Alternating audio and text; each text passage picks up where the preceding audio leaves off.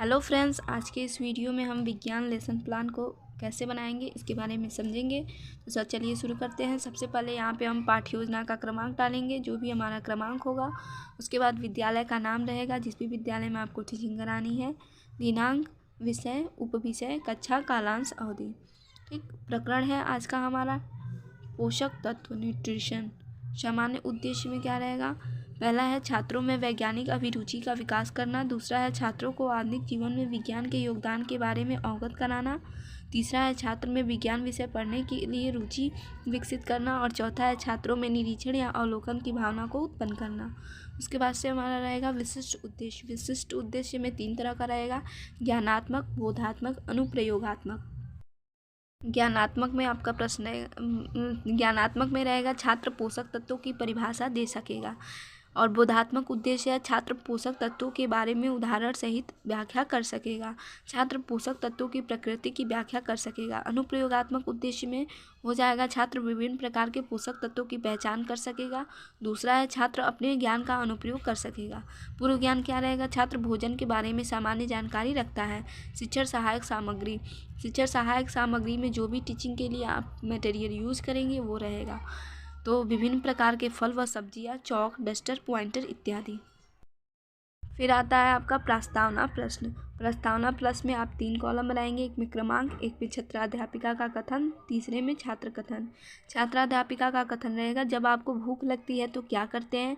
फिर छात्र कथन रहेगा भोजन करते हैं।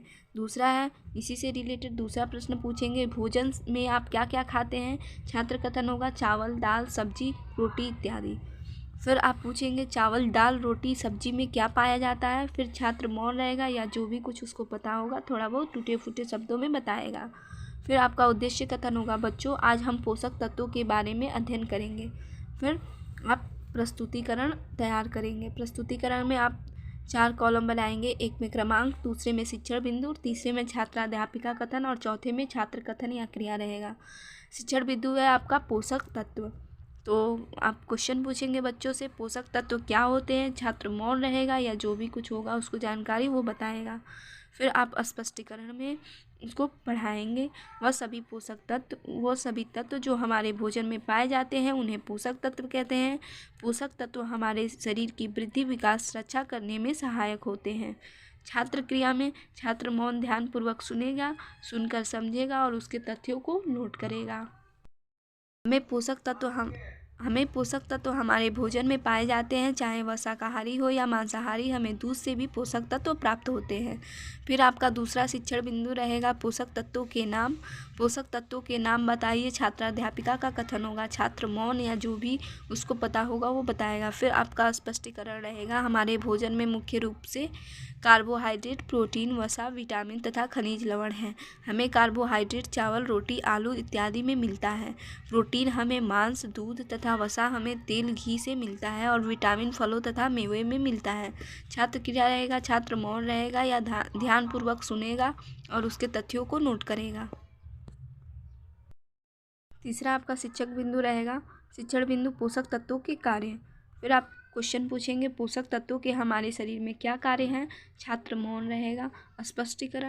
स्पष्टीकरण देंगे कार्बोहाइड्रेट मुख्य रूप से हमारे शरीर को ऊर्जा प्रदान करता है। वसा से भी हमें ऊर्जा मिलती है। प्रोटीन की आवश्यकता शरीर की वृद्धि तथा स्वस्थ रहने के लिए आवश्यक होती है। छात्र क्रिया में रहेगा छात्र ध्यानपूर्वक सुनेंगे या उसके तथ्यों को नोट करेंगे। विटामिन रोगों से हमारे शरीर की रक्षा करते हैं। शरीर के उचित विकास के लिए खनिज लवण की आवश्यकता होती है। बोधात्मक प्रश्न में आप 3 पूछेंगे, भोजन में पाए जाने वाले तत्वों को बताइए। तो छात्र कथन होगा कार्बोहाइड्रेट, वसा, विटामिन इत्यादि। और दूसरा है कार्बोहाइड्रेट से हमारे शरीर में क्या मिलती है। फिर छात्र कथन होगा ऊर्जा मिलती है। तेल या घी में कौन सा तत्व है, तो छात्र बता सकेगा कि वसा है। श्यामपट्ट कार्य में आप पोषक तत्वों के नाम लिख सकते हैं, कार्बोहाइड्रेट, प्रोटीन, वसा, विटामिन, खनिज लवण व जल। आप इसका डायग्राम भी बना के बच्चों को समझा सकते हैं। फिर अभ्यास के प्रश्न या मूल्यांकन का प्रश्न होगा कार्बोहाइड्रेट के 5 स्रोतों के नाम बताइए। और दूसरा होगा विटामिन का गुण क्या है। और क्रियाकार आप पोषक तत्वों के बारे में वर्णन कीजिए, बच्चों को दे सकते हैं। आज के वीडियो में बस इतना ही। अगले वीडियो में हम अगले लेसन प्लान को लेके साथ मिलेंगे। धन्यवाद।